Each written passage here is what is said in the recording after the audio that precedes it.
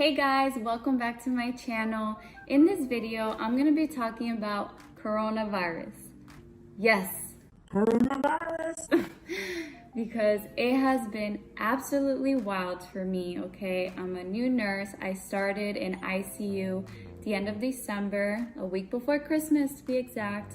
And then we got our first corona patient in February. So as you can imagine, okay, it's been a whole bunch of information thrown at me, and plus being a new mom, okay, and then the fear that the news is putting out there. So it has been wild for me, okay?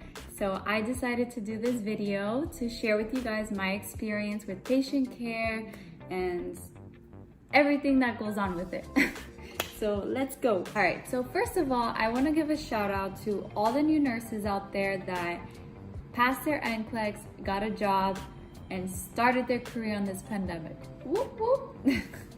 Yeah, because it has been crazy for me, because all I've had was like 2 or 3 months of regular nursing, and then boom, COVID. That's all I've been doing right now is taking care of COVID positive patients, and they're all intubated and sedated with a whole bunch of drips and all these drugs that you guys hear on the news. So that is what I've been dealing with.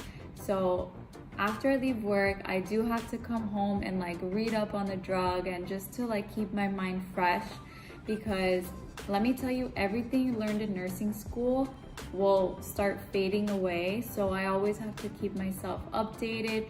I even have one of those little critical care little pocket size notebook that has, you know, like little information on like drugs, on how to assess and little things, just, you know, on my downtime I'll read. But yeah, taking care of COVID patients has been crazy. I feel like an astronaut when I go into the rooms. I'm not even joking. We wear green scrubs and plus our gown, and then plus our helmet, face shields, I call it helmet, our goggles, and then I double mask, and then I also double or sometimes triple gloves depending on what I'm doing to the patient.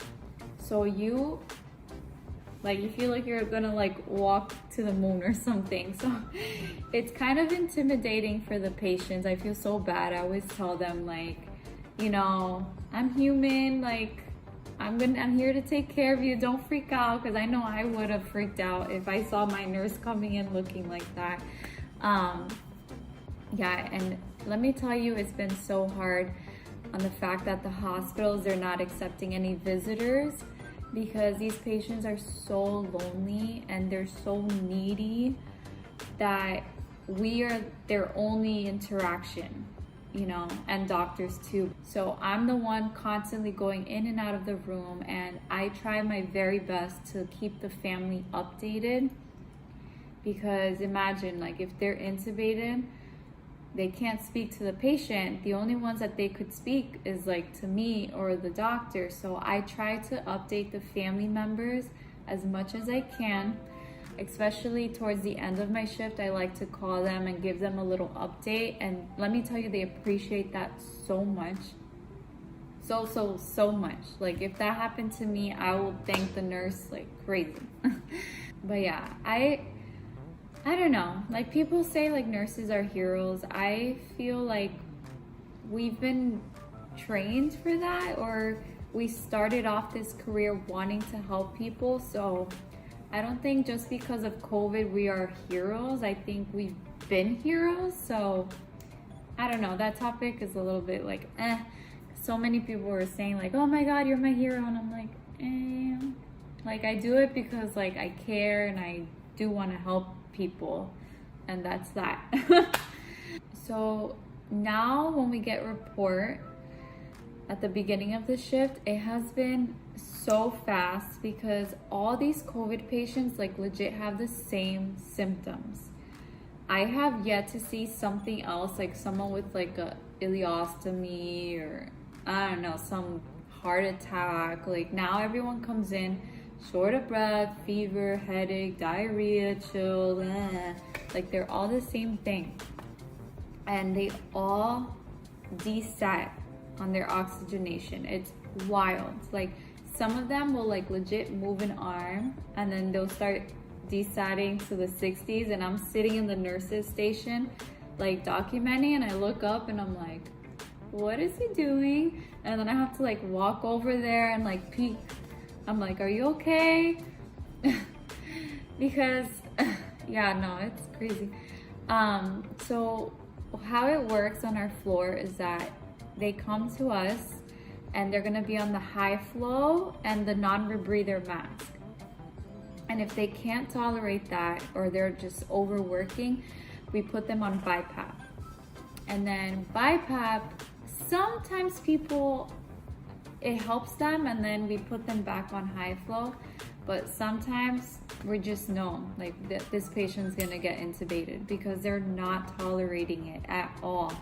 And you don't want your lungs like overworking, because it's like a workout. Eventually you're gonna get tired and you're just gonna collapse, you know? So sometimes these patients just need to get intubated, even though we try to avoid it, because once they get intubated, everything becomes so flaccid and it's just so hard to recover from it. But we've had many successful patients get extubated, and you see them talking, I'm like, oh my God, like I took care of you and you're here like talking. That's crazy.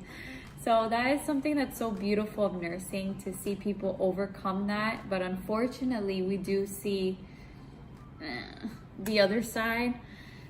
I hate talking about that. I actually had a patient that,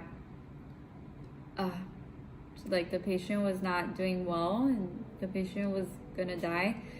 And I was with the iPad with the family members for a good 45 minutes, just facing the patient.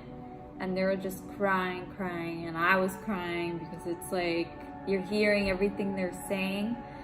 So it kind of like messes you up. Like I'll come home and I'll start crying. So I'm like, oh my God, this patient, like there is nothing we could do, you know? So that's something that has been so hard for dealing with corona patients. I would say is like the interaction between the patient and the family. Even though, you know, there's some family members that like to, you know, bother you, or they're extremely needy, which I understand, but sometimes like the patient really needs it, or even to hear their voice, I could tell like their heart rate starts relaxing, or if there's a family member that annoys them, you'll see the heart rate goes up. It's kind of crazy.